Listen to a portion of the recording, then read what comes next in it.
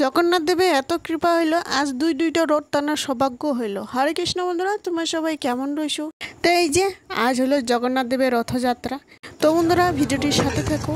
তো আজকের ভিডিও অন্য ধরনের করলাম, অন্যরকম করলাম, তোমরা দেখতে থাকো ভিডিওটি, অনেক ভালোই লাগবে। তো বন্ধুরা এই যে সকালবেলা, তো এই যে ভগবানের জন্য আজ একটু নতুন করে ভালো একটা কাপড় বানিয়ে দিলাম। তো আসনের জন্য কাপড় লাগে নিয়ে এনে দিয়েছিলাম। তো ভগবানের জন্য আজ একটু ভালো করে কাপড়টি বিছাইয়ে রেখে দিলাম। প্রতিদিন এক ধরনের দুই ধরনের কাপড় কত লাগাবো, তো এই কাপড়েই ছিল, নতুন কাপড় হয়। তো আজ সেলাই করে দিয়ে দিলাম ভগবানকে বসিয়ে আসনে। তারপরে এই যে ভগবানকে সকালবেলা প্রসাদ বানিয়ে দিয়ে দিই, প্রসাদও দিয়ে দিই। সকালবেলা এই যে খেয়ে বর চলে যায় কাজে। তারপর আমি এখানে বের হয়ে পড়েছি, মাও এখানে এসেছিল। তো মা যাবে এক জায়গায়, বাসুগাঁও, ওই জায়গায়। মঠ মন্দিরে ভক্তদের মাঝখানে যদি রথ টানা হয় তার আনন্দ বেশি হয়, খুব ভালো লাগে।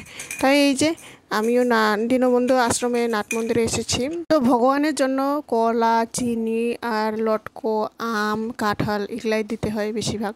তো জগন্নাথ এগুলো খুবই পছন্দ করে, আজকের দিনে এগুলা দিলে খুব ভালোবাসে জগন্নাথে। তারপরে এই যে রথ সব প্রস্তুত করতেছিল, তখন বাজে 12টা মতো বাজছিল।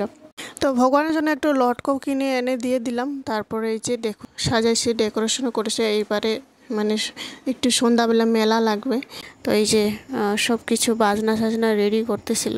3টা সাড়ে 3টার সময় তখনই বাইর হবে, বিকালবেলা। তো এই যে রথটিও সুন্দর সাজাইছে, কি সুন্দর ডেকোরেশনও করেছে।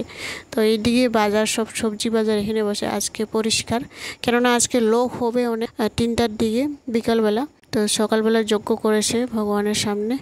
তো আজ যজ্ঞ করা হয়। তো এই যে আমিও রেডি হয়ে একেবারে বের হয়ে পড়েছিলাম। বের হয়ে ভগবানের একটু প্রণাম সনাম করে এইদিকে আবার দোলগাঁওয়ে এসে পড়েছি।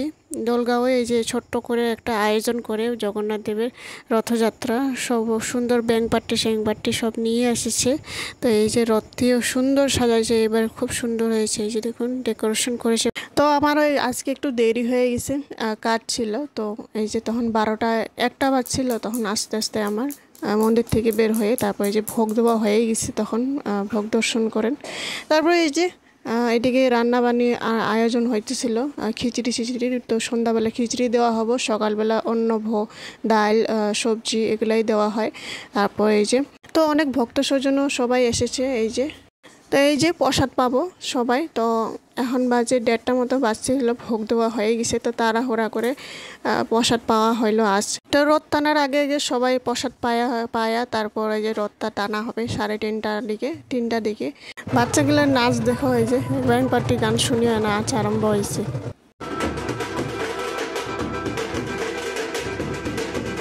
তা আজকে জগন্নাথ বলদেব সুভদ্রাকে খুব সুন্দর লাগছে, এদিকে দেখুন কি সুন্দর লেগেছে। তো এই যে এখান থেকে বের হয়ে একটু সময় আমরা এই যে নাট মন্দিরে এসেছি, তখন হলে এই যে জগন্নাথ দেব, বলদেব, সুভদ্রা মহারানীকে সবাইকে একজন করে সবাইকে বের করতেছিল রথের দিকে। তো এইভাবে নাচতে নাচতে বের করতে হয়।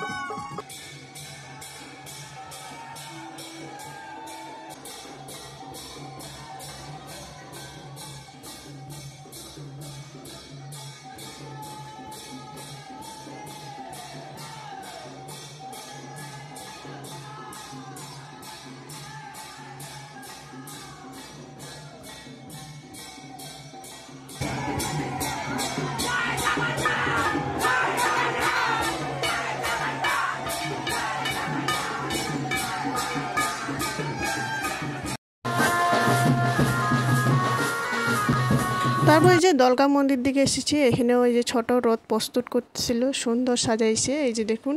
তো সব বলদেব সুভদ্রা মহারানীকে আর জগন্নাথ দেবকে সবগুলোকে সুন্দর করে রথের মধ্যে বসাইয়ে তো আরতি পূজার কাম যা ছিল করে নিল। তারপর এই যে সবাই মিলে রথটা এখন বের করা হবে। তো বন্ধুরা ভিডিওটি কেমন হয়েছে অবশ্যই লাইক কমেন্ট শেয়ার সাবস্ক্রাইব করে জানাবেন। আশা করি নেক্সট ভিডিওতে দেখাবো।